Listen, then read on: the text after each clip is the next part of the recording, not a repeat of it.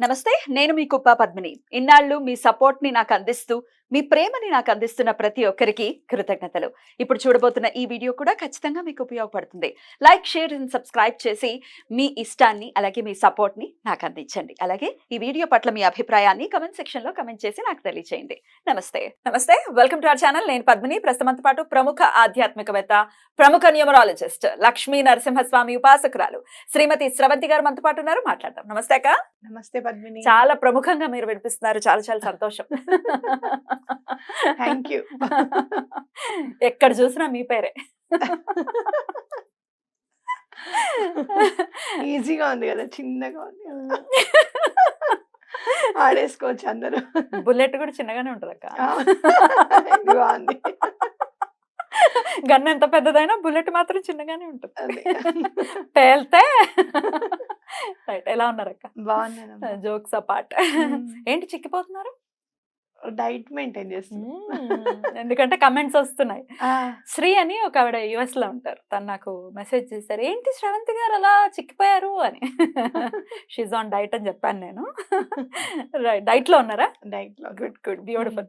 Right అక్క. రేపు బుధవారం చవితి. చాలా చాలా విశేషంగా మాస వినాయక చవితిని కూడా చాలా మంది జరుపుకుంటారు.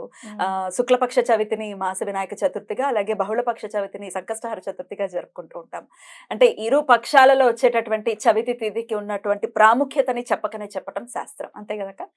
మరి రేపటి రోజున ఎలా వినియోగించుకోవచ్చు, ఎట్లాంటి సమస్యల నుంచి బయటపడటానికి? మనకి విఘ్నేశ్వరుడు చాలా మనకి యూనివర్స్ కి చాలా దగ్గర అని చెప్పుకోవచ్చు అనమాట. ఎందుకు అని అంటే మనం వినాయక చవితి అనగానే అసలు ఉమ్మెత్తులు జిల్లేళ్ళు ఎక్కడా లేనివన్నీ కూడా తీసుకొని వచ్చి అవును. మనం స్వామి దగ్గర పెట్టి మనం పూజ చేసుకుంటాం. అవును. అంటే మొత్తం సర్వం అంతా ఏది అనర్హం కాదు స్వామికి పూజ చేయడానికి అని చెప్పి. అలా స్వామి చాలా దగ్గర వాడుగా అనిపిస్తుంది నాకైతే. మన ఇంట్లో చిన్న పిల్లాడుగా అనిపిస్తాడు. ఇంకోటి ఎప్పుడు కూడా చాలా అల్ప సంతోషం అనమాట. నువ్వు బెల్లం ముక్కకే స్వామి మనని కరుణించేస్తాడు. అలాంటి స్వామిని చవితి రోజు, అందులో బుధవారం అంటే వినాయకుడికి చాలా ప్రీతి, అంటే బుద్ధికి కారకుడు కాబట్టి. అలాగే బుధుడికి కూడా వినాయకుడు అంటే చాలా ఇష్టం అట. కాబట్టి బుధవారం నాడు వస్తే చాలా మంచిది చవితి అని మనం చెప్పుకోవచ్చు. అలా మీకు అలా ఆ రోజు ఎలా పూజ చేసుకోవాలి అని అంటే గనక, మనకన్నీ ఏవైనా కూడా సంకటాలు అంటే బాధలు అనేవి అందరికీ ఉంటూనే ఉంటాయి. కొన్ని కొన్ని ఎలా ఉంటాయి పనులు అని అంటే ఆగిపోతూ ఉంటాయి. అసలు ఆదిలోనే ఏంటి, జస్ట్ స్టార్ట్ చేద్దాం అనుకుంటే స్టార్ట్ చేస్తూనే ఒక 2 days లోనే మళ్ళీ ఆగిపోతుంది. అలా ఆటంకాలు లేకుండా ఉండాలి అని అనుకుంటే కనుక వినాయకుడిని పూజించడం అనేది చాలా ఇంపార్టెంట్. ఇట్లా మనకి ప్రకృతి ఇచ్చిన వరంగా భావించవచ్చు. ఇలా బుధవారం చవితి కలిసి వచ్చింది కాబట్టి సంకటనాశన గణేశ స్తోత్రం ఒకటి చదువుకోవడం. అలాగే గణపతి అనగానే మనకి ఎక్కువగా ఈ మధ్య కాలంలో మనం ఎప్పుడు కూడా అనుకునేది వినేది శ్రీపాద శ్రీవల్లభుల గురించి. శ్రీపాద శ్రీవల్లభులు గణేశ తత్వంతో పుట్టారు. ఆయన వినాయక చవితి నాడే పుట్టారు. చాలా అంటే మీరు చూసుకుంటే గనక చిత్తా నక్షత్రంలో పుట్టారు అనమాట. చిత్తా నక్షత్రం దేనికి కారణం అంటే చింత లేకుండా ఉంటామట చిత్తా నక్షత్రం.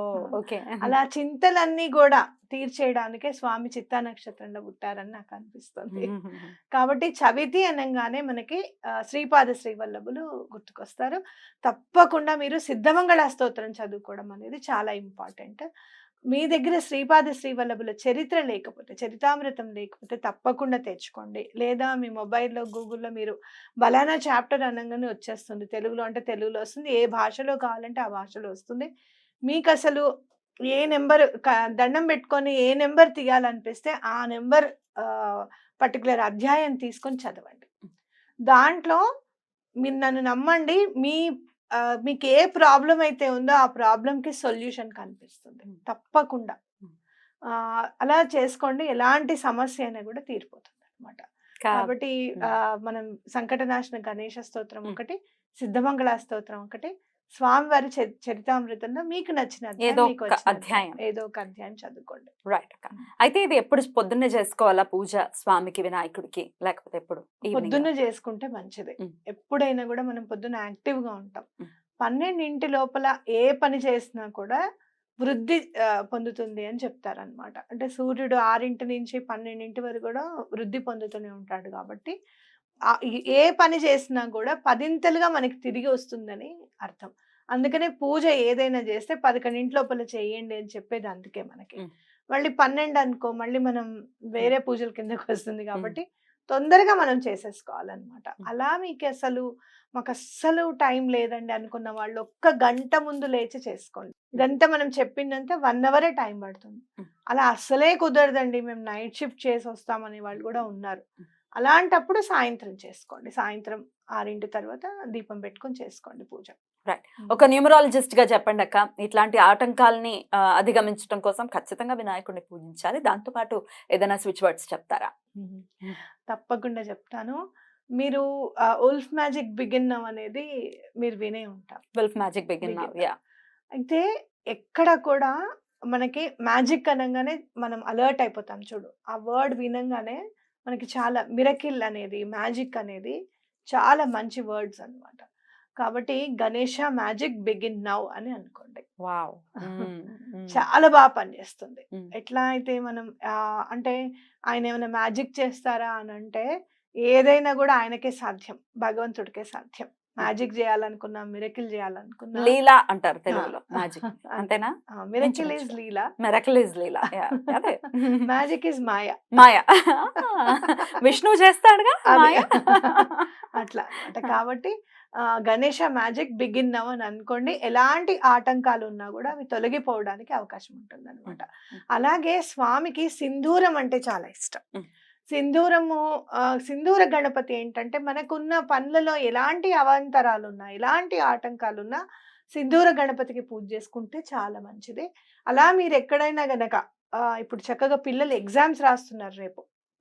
10థ్ క్లాస్ ఎగ్జామ్స్ స్టార్ట్ స్టార్ట్ అవుతున్నాయి. అవుతుంది. అలాంటి ఎగ్జామ్స్ రాసే పిల్లలు ఎవరన్నా ఉన్నా, ఉద్యోగం కావాలనుకునే పిల్లలు ఎవరన్నా ఉంటే కూడా గణపతికి సింధూరాన్ని సమర్పించండి. ఎక్కడైతే సింధూరం ఇస్తారో గుళ్ళో రాస్తారు. ఇచ్చేయచ్చా? గుళ్ళో ఇవ్వచ్చు. హ్మ్. అయితే ఆ గుళ్ళో కంపల్సరీ సింధూరం రాయాలి గణపతికి. హ్మ్. అలాంటి టెంపుల్ చూసుకొని ఇవ్వండి. హ్మ్. దగ్గరలో ఉన్నవాళ్ళు మనం మొగల్పురాలో గుడి చూపించాం గదా! హ్మ్. అక్కడ సింధూరం గణపతికి సింధూరం రాస్తారు. హ్మ్. అక్కడన్నా హ్మ్. ఇవ్వచ్చనమాట. తప్పకుండా. హ్మ్. తప్పకుండా. వినాయకుడంటే మీకు కూడా చాలా చాలా ఇష్టం. చాలా ఇష్టం నాకు. అందరు హ్మ్. శ్రీపాద శ్రీవల్లభులు. హ్మ్. నా లైఫ్‌లో నేను అంటే చాలా ఇంకా బాధలన్నీ పడి ఐ వాస్ ఇన్ జీరో అన్నమాట. జీరోలో ఉన్నప్పుడు నేనెలా మొదలుపెట్టాలి? నేనేం చేయాలి అసలు? నేనంటూ మళ్ళీ పైకి ఎదగడానికి నాకు ఎలాంటి అవకాశం వస్తుందా అని చెప్పి నేను ఎదురు చూస్తున్నప్పుడు గణపతి నీల గణపతి రూపంలో మా ఇంటికొచ్చారు. అవును. బ్లూ కలర్‌లో ఉంటది చెప్పి చూడు ఉన్నారు. మన ఫోటో ఇంట్లో. కూడా చూపిచ్చారు ఆ! మాకు. అవును. ఆ గణపతి రూపంలో మన ఇంటికొచ్చారు. అప్పుడు నేను వెతుకుతూ ఉంటే ఒక్కొక్కటి ఇప్పుడు శ్రీపాద శ్రీవల్లభుల లీల చూస్తూ ఉంటే, ఓహో! ఆయన నన్ను చెయ్యి వదలకుండా నడిపిస్తున్నారనమాట అని జెప్పి 2002లో నేను గాణగాపురం వెళ్ళడం జరిగింది. ఇప్పుడు నథింగ్ అసలు గాణగాపురంలో ఏమీ లేదు 2002లో. తాగడానికి టీ గూడా దొరికేది కాదు. అబ్బబ్బబ్బా! అలాంటప్పుడు నేను 2002లో వెళ్ళి తెల్లవారుజామున 3కి ఉండేది దర్శనం అప్పుడు. పాదుకా దర్శనం అనమాట. హుహు. అప్పుడు అలా చేసుకొని చాలా కష్టపడ్డాం అక్కడ. హ్మ్. అక్కడి నుంచి అక్కలకోటకెళ్ళామనమాట. హ్మ్. అప్పుడు నాకు చాలా అప్పటినుంచి నన్ను వదలలేదనమాట స్వామి అని జెప్పి ఒక్కొక్క ఇన్సిడెంట్ నేను చూసుకుంటూ ఉంటే నాకు చాలా ఆనందం అనిపిస్తుందనమాట. బ్యూటిఫుల్ అక్క. వెళ్ళాలక్క గంగాపురము. తప్పకుండా. మీ మొక్కుంది. అవును. గుర్తుందిగా? నాదుంది, నీదుంది. నాది కూడా ఉంది. అవునండోయ్! అదే. వెళ్దాం ఎవరైనా వస్తారేమో అడుగు మనతో పాటు. వస్తారా? నిజమా? నిజంగానే. వచ్చేయండి మరి. ఓసారి మరి వస్తారో రాదో తెలియాలంటే కామెంట్ సెక్షన్‌లో మీరు కామెంట్ చేసి తెలియజేయండి. అదే. మాతో పాటు వచ్చేయండి. అందరం కలిసి వెళ్దాం సరదాగా. అందరం కలిసి వెళ్తే చాలా పుణ్యం గూడా. హ్మ్. గురువు తొందరగా సాక్షాత్కరిస్తారు. బ్యూటిఫుల్. చాలా అద్భుతంగా తెలియజేశారక్క. రేపటి రోజున మన వాళ్ళందరూ కూడా చక్కగా వినియోగించుకుని, ఆ గణపతి యొక్క కృప అందరి మీద ఉండాలని మనస్ఫూర్తిగా కోరుకుంటూ thank you so very much అక్క. నమస్తే. నమస్తే.